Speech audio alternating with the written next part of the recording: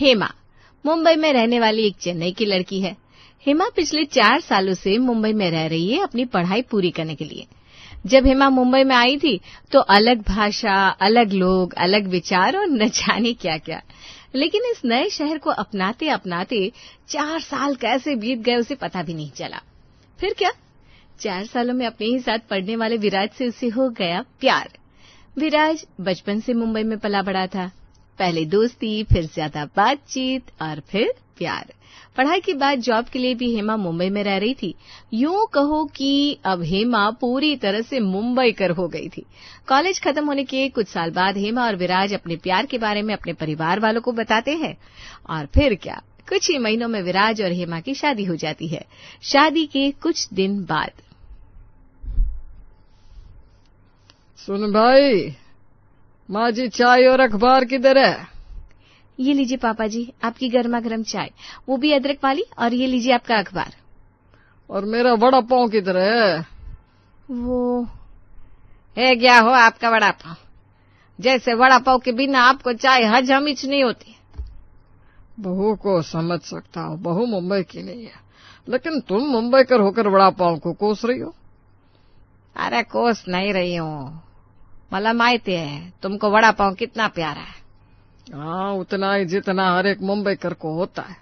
40 साल हो गए, आज तक बिना वड़ा पाव खाए मेरी एक भी सुबह नहीं हुई। अरे इसकी बात भी नहीं होगी पापा जी, मैं वड़ा पाव बनाना सीख रही हूँ। अरे वाह वाह वाह, ये तो बढ़िया बात है। देखिए श्रीमती जी, हमारी बहू मुंबईकर हो रही है। वैसे बहू, हमारी मुंबई तुमको पसंद तो आई ना?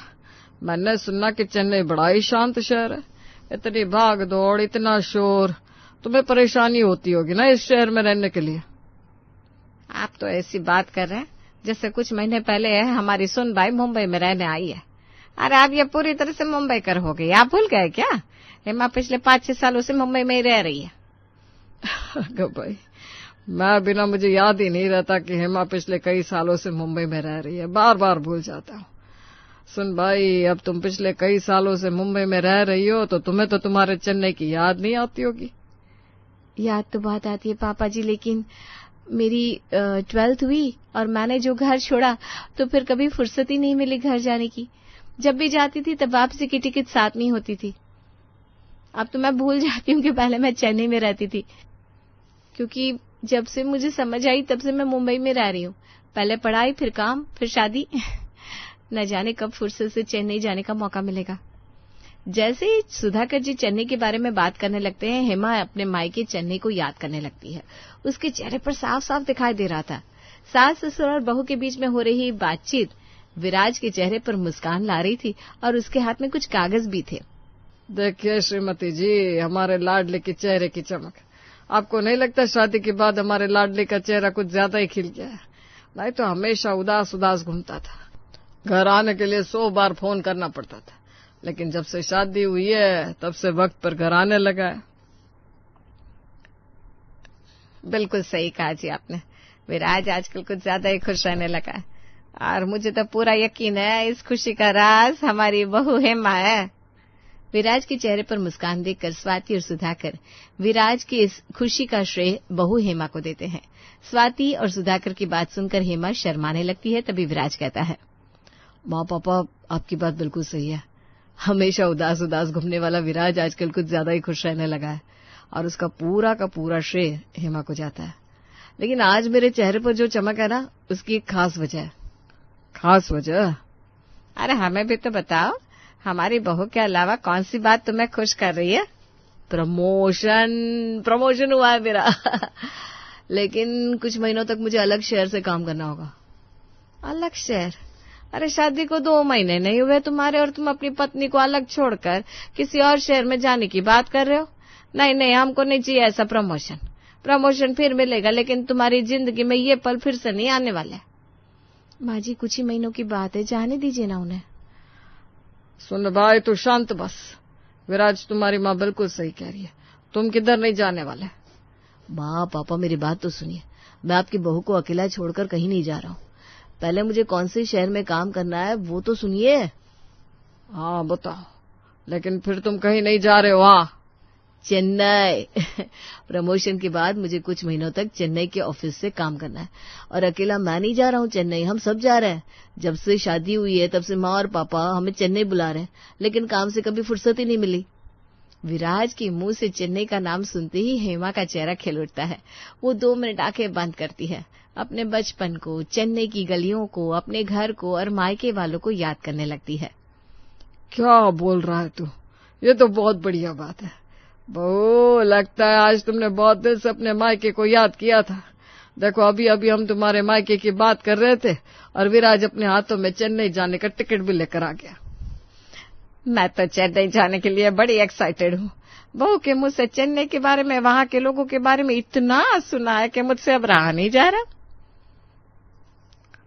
अगर स्वाति थोड़ा थाम रहे, मैं काय म्हणतो विराज, तुम और बहू जाओ ना चेन्नई, हमारा क्या काम है वहां। तुम तुम्हारा काम कर लो, बहू को अपने माता पिता से मिला लो। नहीं हो बाबा, जाएंगे तो हम सब साथ में जाएंगे। इतना अच्छा मौका चलकर आया है, मैं इसे गंवाना नहीं चाहती। मैं आज ही पैकिंग शुरू करती हूँ। आप मुझसे कह रहे थे ना श्रीमती जी, अपनी एक्साइटमेंट थोड़ा कम करा। अब बहू ने कह दिया जाएंगे तो सब साथ में जाएंगे, उसे मना करके दिखाओ चलो। लेकिन माँ पापा, चेन्नई की लाइफस्टाइल हमसे काफी अलग है। आप लोगों को शुरू में वहां एडजस्ट करने में थोड़ी दिक्कत होगी। अगर कैसी दिक्कत रहे, जैसे ये शहर है वैसे वो भी तो शहर है। थोड़ा कम ज्यादा हो सकता है लेकिन हम चला लेंगे। थोड़ा बहुत खाने पीने में फर्क पड़ सकता है और क्या ही फर्क पड़ेगा। हम मुंबई कर कहीं भी आसानी से एडजस्ट कर लेते हैं।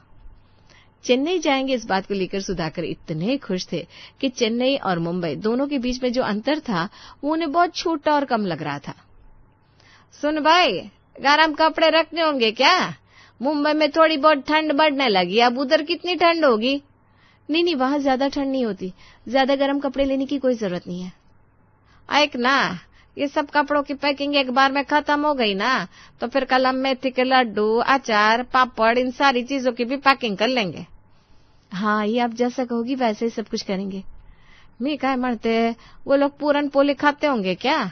हमारे यहाँ पूरन पोली कितनी फेवरेट है सबकी, मैं उनके लिए भी बना लेती है। अरे भाई, हो गई ना चेन्नई जाने की तैयारी। अब लास्ट मोमेंट पर तुम्हारी तैयारी की वजह से कुछ गफला नहीं होना चाहिए। मैं मेरे सारे दोस्तों को बता चुका है कि हम सब चेन्नई जा रहे हैं। वैसे तो चेन्नई हेमा का मायका था, लेकिन हेमा से कई गुना ज्यादा चेन्नई जाने की एक्साइटमेंट स्वाति और सुधाकर के चेहरे पर नजर आ रही थी। वैसे जब से हेमा ने मायके जाने की बात सुनी थी तब से वो भी बहुत खुश थी, लेकिन जैसे ही चेन्नई जाने के दिन नजदीक आ रहे थे, हेमा को किसी बात की चिंता सता रही थी। चेन्नई जाने की सारी तैयारी तो हो गई है, लेकिन मुंबई की कुछ आदतों का क्या करें?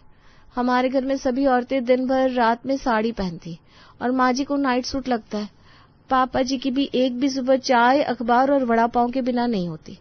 अखबार में जैसे तैसे ऑनलाइन में मैनेज कर लूंगी, लेकिन वड़ा पाव का क्या करूं? अभी तक तो मुझे ठीक से बनाना भी नहीं आता। 1-2 दिन की बात होती तो पापा जी एडजस्ट भी कर लेते, लेकिन उनकी इतनी पुरानी आदत अब वो अचानक बदल जाएगी तो। आईने में देखकर हेमा खुद से कुछ बातें कर रही थी। स्वाति और सुधाकर की एक स्टेटमेंट देखकर वो सच में चेन्नई में एडजस्ट कर पाएंगे कि नहीं, इस बात की चिंता हेमा को सता रही थी। हेमा, इतने सालों बाद अपने घर जा रही हो, थोड़ी तो एक्साइटमेंट दिखाओ। अगर तुम्हारा चिंता वाला चेहरा तुम्हारी माँ ने देख लिया तो क्या सोचेंगे हमारे बारे में। चलो जल्दी करो, आज शाम की ट्रेन है हमारी। सारे कपड़े बैग में पैक होते हैं, दरवाजे खिड़कियां बंद होती है। विराज अपने पूरे परिवार को लेकर चल पड़ता है अपने ससुराल की ओर। वहां चारों पहुंचते हैं स्टेशन पर। स्टेशन पर पहुंचते ही सभी लोग एक तरफ और ये चारों एक तरफ। स्टेशन पर उतरते ही विराज, सुधाकर, स्वाति इधर उधर देखने लगते हैं, क्योंकि स्टेशन पर सारे बोर्ड तमिल में थे।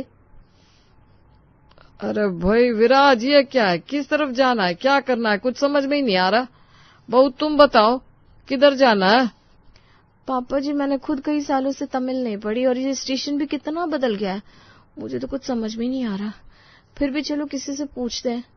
इधर उधर तामिल देखकर स्टेशन पर ही हेमा के मुंबईकर ससुराल वाले चौंक गए थे। फिर भी ये सिर्फ शुरुआत थी, न जाने आगे और क्या क्या होने वाला था। जैसे तैसे सब घर पहुंच जाते हैं। हेमा के मायके वाले अच्छे से हेमा के ससुराल वालों का स्वागत करते हैं। हमेशा नमस्कार सुनने वाले मुंबईकर को वड़कम सुनकर थोड़ा अजीब तो लगता है, और आते ही सबके लिए बनती है गर्मा-गर्म कॉफी, सामने कॉफी का कप देखकर। अरे भाई, शाम का वक्त है, शाम में कॉफी कौन पीता है? शाम की थकान दूर करने के लिए हम मुंबईकर तो चाय पीते हैं। हे भगवान, हेमा ने फोन पर बताया था आप सब चाय पीते हो, लेकिन घर में चाय पत्ती तो है नहीं। कोई बात नहीं माँ, आप मुझे कॉफी पाउडर निकाल कर दे दो, मैं साथ में चाय का मसाला लाई हूँ। थोड़ी सी चाय मिलाकर मैं अलग तरह की चाय पापा जी को बनाकर दे देती हूँ। चाय के मसाले से चाय का स्वाद भी आ जाएगा, और गौती चाय के पत्ते डालने से ना कॉफी बिल्कुल चाय की तरह लगने लगेगी। जैसे तैसे हालात संभालने के लिए हेमा अपना दिमाग लगाकर कॉफी को चाय के साथ बदल देती है। बहू ने भले ही जुगाड़ करके लेकिन अच्छी चाय बनाई है। दिलीप जी, आप भी लीजिए चाय का स्वाद, बिल्कुल अनोखी चाय है। मैं छोटा था तब से हम कॉफी ही पीते हैं। भले ही आजकल चेन्नई में कुछ लोग चाय पीने लगे हैं, लेकिन मुझे चाय पीने की आदत नहीं है, और इतना कुछ डालकर बनाई हुई चाय बिल्कुल नहीं। हेमा अपना दिमाग लगाकर चाय बनाती है। वो चाय सुधाकर को तो पसंद आती है, लेकिन उस चाय को हेमा के मायके वाले बड़े हैरानी से देख रहे थे। अगले दिन सुबह, बहू मेरी चाय कहाँ है? पापा जी, ये लीजिए आपकी गर्मा गर्म जुगाड़ वाली चाय। ये क्या, आज फिर तुम वड़ा पाव भूल गई? तुम्हें पता है ना, वड़ा पाव के बिना मेरी सुबह अधूरी है। पापा जी, वो मम्मी ने गर्मा गर्म इडली सांभर बनाया है, आज उसका मजा ले लीजिए ना। अरे समधी जी, आप चेन्नई में आए हो, हमारे यहाँ भी खाने जैसा बहुत कुछ है। आप हमेशा वड़ा पाव तो खाते ही हो, आज इडली सांभर और डोसे का आनंद लीजिए। हाँ, ये लीजिए, गर्मा गर्म डोसा और इडली सांभर तैयार है। पिछले 35-40 साल से वड़ा पाव खाकर सुबह की शुरुआत करने वाले सुधाकर जी को आज सुबह सुबह वड़ा पाव खाने नहीं मिलेगा, ये सोचकर उनका चेहरा मुरझा गया था। चेन्नई आने से पहले उनके चेहरे पर साफ साफ नजर आने वाली एक्साइटमेंट उदासी में बदल गई थी। जैसे तैसे सुधाकर जी डाइनिंग टेबल पर आकर बैठते हैं। काफी देर तक इडली सांभर और डोसे को गुड़ते हैं। कविता सबकी थाली में नाश्ता परोसती है। बहन जी, मुझे चाकू दीजिए ना। अरे चाकू की जरूरत नहीं, एकदम नरम है। जोक अच्छा था, मुझे पता है इडली नरम है, लेकिन ये इडली हम मुंबई कर चटनी के साथ खाते हैं। अब बहन जी ने चटनी तो बनाई नहीं है, और डोसे की चटनी है वो वड़ा पाव जैसी तो है नहीं, लेकिन कुछ मिलती जुलती है, इसलिए इन दोनों को मिलाकर मैं कुछ अलग बना रहा हूँ। आप बस देखते जाइए। बहन जी जाइए, अब किचन से ना चाकू लेकर आइए। कविता किचन में जाती है और चाकू लेकर आती है। जैसे ही सुधाकर हाथों में चाकू पकड़ता है, वो तुरंत एक इडली को अपने हाथ में उठाते हैं और बीचों बीच काटते हैं। फिर एक कटी हुई इडली को साइड में रखते हैं, एक अपने हाथों में लेते हैं और उसके ऊपर थोड़ी सी डोसे की चटनी डालते हैं और ऊपर से फिर वही साइड में कट करी हुई इडली का आधा टुकड़ा रख देते हैं। ये कौन सा तरीका है खाने का? इडली का हाल बेहाल कर दिया बहन तुम्हारे ससुर जी ने। वही तो, कितना अजीब लग रहा है। बेटा, तुमने यहाँ आने से पहले मुझे वड़ा पाव की रेसिपी क्यों नहीं बता दी? समधी जी को वड़ा पाव इतना पसंद है तो मैं सीख लेती उनके लिए। माँ, मैं खुद पिछले 4 महीनों से वड़ा पाव सीख रही हूँ, अभी तक मुझे नहीं आया, तुम क्या सीख जाती 2 दिन में? और मैं ही क्या, मेरी माँ जी, वो खुद 40 सालों से कोशिश करी है पापा जी के लिए वड़ा पाव बनाने की, लेकिन पापा जी उन्हें तो सिर्फ मुंबई के लोकल गाड़ियों पर बना हुआ वड़ा पाव ही पसंद है। अगर आपको अपने समधी जी को इतना ही खुश करना है ना, तो फिर जाओ मुंबई की लोकल गाड़ी से वड़ा पाव लेकर आओ। हेमा की बात सुनकर सब लोग हंसने लगते हैं। जब से हेमा के ससुराल वाले चेन्नई आए थे, तब से चेन्नई के तौर तरीकों के साथ एडजस्ट करने की कोशिश कर रहे थे, लेकिन जितना आसान समझकर वो मुंबई में आए थे, उतना आसान भी नहीं था उनके लिए चेन्नई में रहना। इडली और डोसे की चटनी को मिलाकर हेमा के ससुर ने कुछ अलग ही डिश बनाई थी। एक सुबह वो खाकर उन्होंने चला ली, फिर अगले दिन सुबह जब नाश्ते की बात आती है तो फिर वही नाश्ते में वड़ा और सांभर बना था। आज बहन के ससुर को खुश करने के लिए गौरव 10 किलोमीटर जाता है और 10 किलोमीटर की दूरी पर जो वड़ा पाव की दुकान थी वहां से उनके लिए वड़ा पाव लेकर आता है। लेकिन आज संडे था, इसीलिए उसे इतना वक्त मिला कि वो 10 किलोमीटर जाए, वड़ा पाव ले और 10 किलोमीटर का अंतर काट कर वापस घर आए। लेकिन हर रोज तो ऐसा करना मुमकिन नहीं था। थोड़े दिन तो ये 10 किलोमीटर का अंतर कभी गौरव तो कभी विराज पार कर लेते हैं और सुधाकर जी के लिए वड़ा पाव लेकर आते हैं, लेकिन बस ये कुछ ही दिन चलता है। सुधाकर जी वड़ा पाव लेने को जाते नहीं थे और काम की वजह से गौरव और विराट जा नहीं पाते थे। फिर क्या, कुछ दिनों बाद इडली को काटकर उसके अंदर चटनी डालकर चेन्नई स्टाइल का वड़ा पाव बनाकर ही अब सुधाकर जी काम चलाने लगे थे। पहले कई दिनों तक हेमा के मायके वालों को ये बड़ा अजीब लगता था, लेकिन अब उनको भी इन सारी बातों की आदत हो गई थी। ऐसी एक नहीं कई चीज थी जो हेमा के ससुराल वालों को हेमा के मायके वालों की अजीब लगती थी, हेमा के मायके वालों को हेमा के ससुराल वालों की अजीब लगती थी, लेकिन धीरे धीरे उन्हें एक दूसरे की आदत हो जाती है कुछ महीनों बाद। हम हमेशा कहते थे हमारे मुंबई सबको अपना ही लेती है, लेकिन आज वाकई बोलना पड़ेगा, आपके चेन्नई ने इस मुंबई के लोगों को भी अपना लिया। अब देखिए ना, 40 साल से रोज वड़ा पाव खाने वाला आदमी यहाँ आकर डोसे और इडली में वड़ा पाव का स्वाद ढूंढ रहा है। वही तो, रहन सहन भाषा सब कुछ अलग होने के बावजूद कुछ ही दिनों में मुंबई की तरह ही चेन्नई के ऑफिस में काम करने लगा हूँ। हमेशा भागदौड़ की जिंदगी में रहने वाले हम मुंबईकर, हमें अब चेन्नई की शांति भी पसंद आने लगी है। जब हम चेन्नई में आए थे तो बड़ी दुविधा में फंस गई थी मैं। मुझे लगा चेन्नई आने का निर्णय तो ले लिया है, लेकिन न जाने सब कैसे होगा।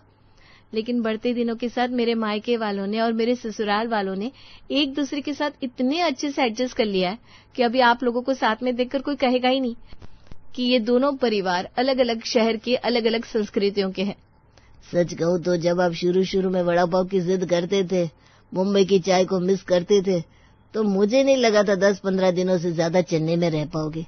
लेकिन जैसे जैसे दिन आगे बढ़ते गए आपके कुछ तौर तरीके हमें पसंद आने लगे, हमारे कुछ तौर तरीके आपने पसंद कर लिए, और फिर पता ही नहीं चला कब मुंबई और चेन्नई दो संस्कृतियों के बीच में इतना अंतर होने के बावजूद दोनों में दोस्ती कैसे हो गई। अलग भाषा, अलग खान पान, अलग कपड़े, अलग विचार, ये सोचकर मुझे तो लगा था आप सबको चेन्नई में रहने में बहुत ज्यादा दिक्कत आएगी, लेकिन कितनी आसानी से आपने हमारी चीजों को, हमारे तौर तरीकों को अपना लिया। हम चेन्नई में रहते हैं, लेकिन चेन्नई के हर एक कोने में हम मुंबई के स्वाद को, हवा को महसूस करने की कोशिश करते हैं। हम ढेर सारी यादों को लेकर चेन्नई आए और उन्हीं सारी यादों के साथ चेन्नई को अपना लिया। लेकिन यह मुंबई से चेन्नई तक का सफर जितना लगा था उतना आसान नहीं था। वो कहते हैं ना, मुंबई कर जहां भी जाते हैं वहां एडजस्ट हो ही जाते हैं, लेकिन वहां जाने के बावजूद उनकी खासियत नहीं छोड़ते। हाँ बहन जी, बिल्कुल सही कहा आपने। सुधाकर जी ने बनाई हुई इडली का वड़ा पाव खाकर ये बात तो हमारी समझ में अच्छे से आ गई है। दिलीप की बातों पर सब लोग हंसने लगते हैं और इस तरह से मुंबई का ससुराल चेन्नई में घुल मिल जाता है।